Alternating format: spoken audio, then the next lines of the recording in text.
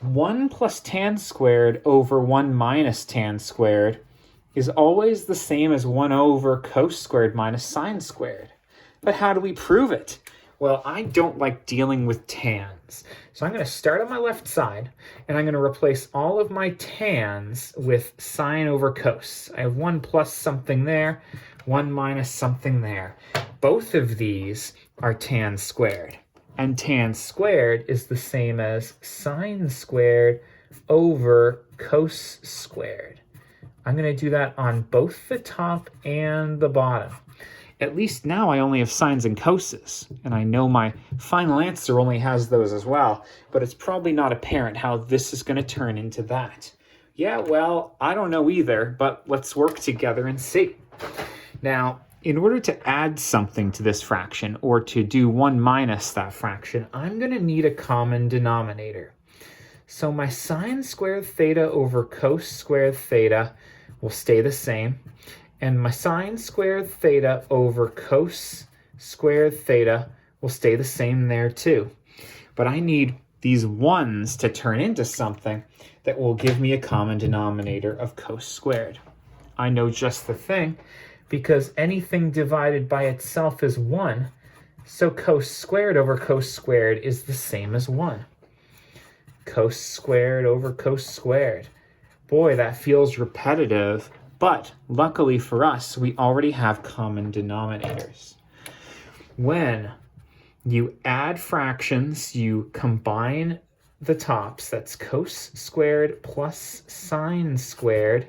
And the bottom stays the same. It's just cos squared theta here. That's just the numerator of that. I'm going to divide the whole thing by, now let's do the bottom. Top minus top for the fractions in the denominator is cos squared minus sine squared. And the common denominator here is also cos squared theta. Now, I will point out these cos squared thetas can cancel right off the bat here. But if you're not convinced, I'm going to do it the long way. A fraction divided by another fraction is the same as multiplying by its reciprocal. Let me show you. Cos squared theta plus sine squared theta all over cos squared theta. That's just the top. This division will become multiplication, and this fraction is going to flip. So I have cos squared theta on top now, and cos squared theta minus sine squared theta on bottom. That is a minus sign there. Now it's probably clearer why the over cos squared times cos squared ends up canceling each other out. This whole thing turns into cos squared plus sine squared on top and cos squared minus sine squared on bottom. Now, how are we going to turn that into this? Oh, looking at it, it's probably more apparent. Sine squared plus cos squared is equal to 1. That's the Pythagorean identity. The bottom stays the same, and all of a sudden, this has fallen out to what was on the right-hand side. Now, that cos squared plus sine squared could have been replaced all the way back when it first popped out. This, I didn't have to write that the whole time. I could have just made it 1.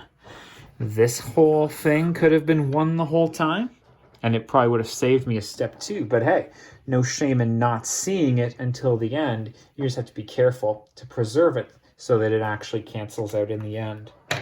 Let's celebrate with the regular old, therefore, left side equals right side.